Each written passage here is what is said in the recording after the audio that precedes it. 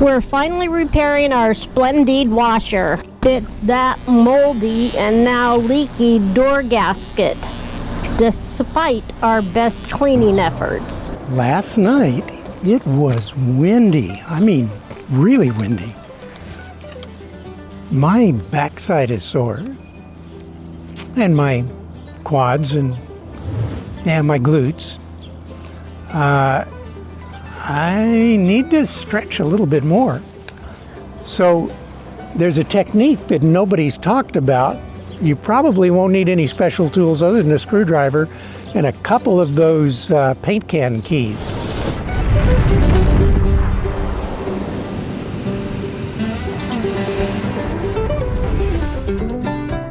Chris developed a hack to make it easier. There it is, baby.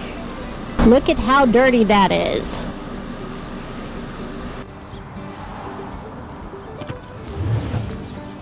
It's all right, bud. Just a dumpster. Good morning, everybody. It is a beautiful day again. Last night, it was windy. I mean, really windy. We felt the RV rocking pretty good, and you could hear the wind just ripping through the park. It definitely got our attention. Grizz wasn't real happy about it, and neither was Mom. But we did well. The RV's fine.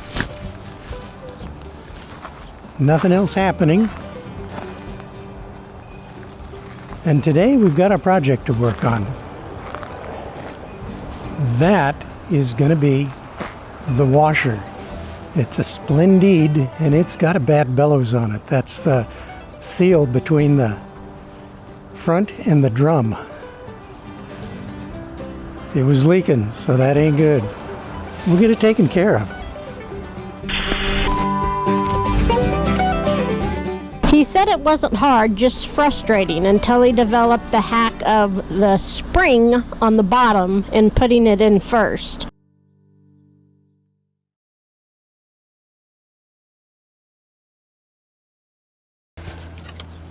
My backside is sore, and my quads and my glutes. I need to stretch a little bit more. We got the washer done, and not without some interesting things that we learned about it. It's not a hard job, and there have been several YouTube videos recently that have said that, and it's not. It just takes patience, and you have to work a little bit on technique. One of the things that I've noticed from so many different YouTube videos is that when it gets to the hard part of doing the little piece of technical something or whatever that you need to be able to finish the job, they kind of skip right over it. It gets to the point where, okay, then you do this, and the video just flashes to, okay, it's done. It doesn't show the frustration involved in completing the process. So our journey started a little while back when it came to fixing this particular machine. The bellows, the gasket on the front of the machine, is a common problem with any front end loader washer. And with the Splendides, they tend to be smaller, so your working room inside is pretty doggone narrow. Now, technicians, when we first were looking at changing out the bellows on this machine, it was because of a lot of mold and mildew, and was kind of deteriorating the gasket itself. So we bought the part. Never buy the part before you start researching how to do the job. So we got the right part. We put it away, and I started looking at YouTube videos, and they were mostly done by the manufacturer and technicians. Problem with that is the technicians are wonderful. They know their jobs. It's amazing. But these are the ones that have their own shop, and the washer comes in, and then they take it apart, and they're able to do the job easily with all kinds of space to get into it. When you have it in an RV and you can't afford the luxury of pulling it apart because it's a stackable, so you've got a dryer mounted on top of it, then you've got the washer underneath, And the only space you've got to work on it is through the door that you need to replace the gasket on. Well, on this particular washer, just directly below the barrel that the clothes tumble around in, is a weight that's bolted to the front of the machine, and it's curved to match the curve of the drum in the washer. It's heavy, it's awkward, but it helps to keep the thing from bouncing around when it's running. Kind of a counterbalance weight, I guess it is. Anyways, there's not much space to get the steel cable bands that have a spring in between the ends that hold it to those two surfaces, the tub that the drum sits in and the door that opens and closes that needs to be able to seal. So there's a technique that nobody's talked about that they say you need to put the springs in a certain place to kind of keep them out of sight when you're replacing them. The problem is that when you're replacing it, like I said, you don't have much room to work with. And it's not really that specific that those springs have to be in a certain place. It's just to make it easier for them to put them on. So one of the things that I discovered, because you have to put the back one near the drum, the bin or the tub that holds the drum on first. Taking them off was easy. A 1/8 inch flathead screwdriver, I was able to get underneath the cable right near where the spring is connected to it, lift it up, and then I used a paint can key.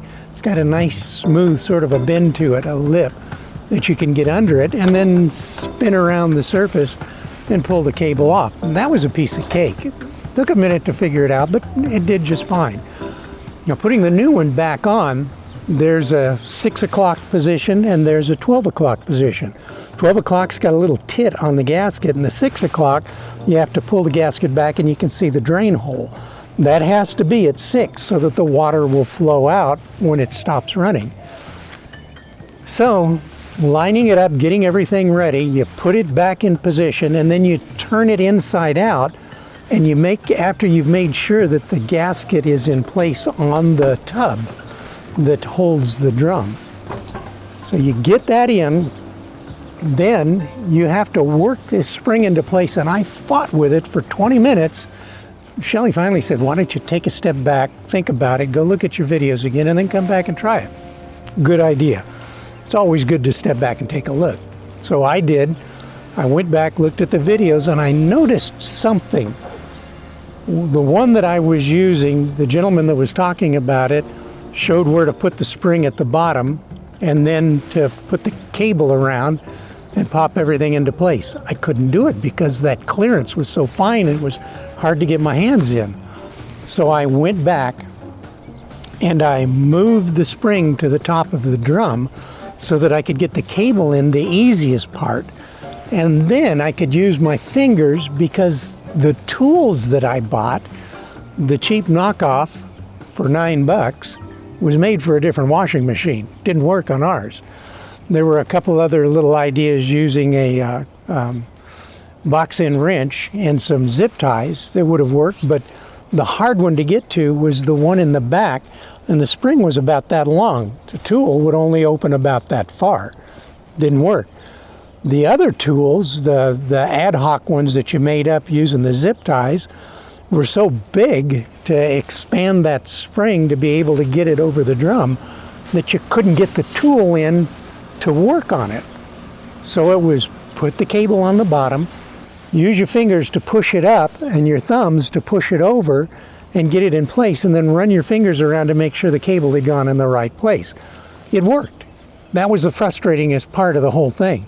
Then you then you pull the bellows that you had reversed back out and seal it around the outside of the door, or of the place that the door is mounted, and do the same thing to that. So once I got that done, it was a piece of cake. I used dishwashing detergent as a lubricant to help get everything into place the way I needed it to do. I did find out that they use sheet metal screws, not machine screws, to hold the door on. So when you stick your hand back up in there, if you're not being careful, you're going to get gouged by those pointy end sheet metal screws. I couldn't wear gloves or my gauntlets because it was too tight of a space to get into, and the gloves would have taken away all my tactile feel to get the job done the way I needed it. So I finally got it together, got it in. Shelley and I went ahead and ran a quick load to make sure that there weren't any leaks. Oh my goodness, there weren't. Everything was perfect. Let's see, it's been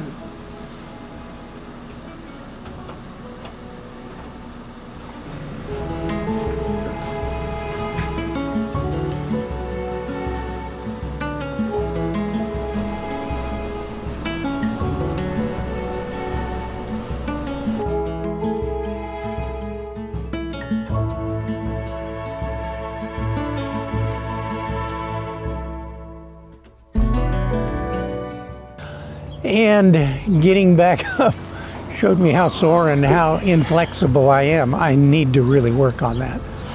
But we got the job done. It's working, everything is perfect. We took the old gasket and pitched it. I was glad to get rid of it.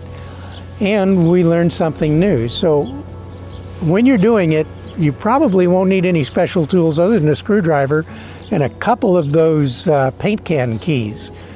That made a big difference in getting things off and then helping to actually put it back on, make sure everything was in tightly. Insiders, we have 8 new people using our trial feature to check out our Patreon page. Hope that they are all enjoying the look-see and will become contributing members. We'd love to send them some swag. Happy it's done. I'm glad that eventually some really innovative YouTubers were able to get together and make a video that showed how to do it. Ours is just talking about those little areas where putting the spring on the top and the cable on the bottom and being able to push it up over really helped out an awful lot. So hope you guys don't have as much frustration as I did, and hope you're able to, when you need to, get this job done right. Thank you guys, appreciate it. Talk to you later. Thank you all for sticking around till the end. Now would be a great time to hype the video and subscribe if you haven't already. Please, travel safe.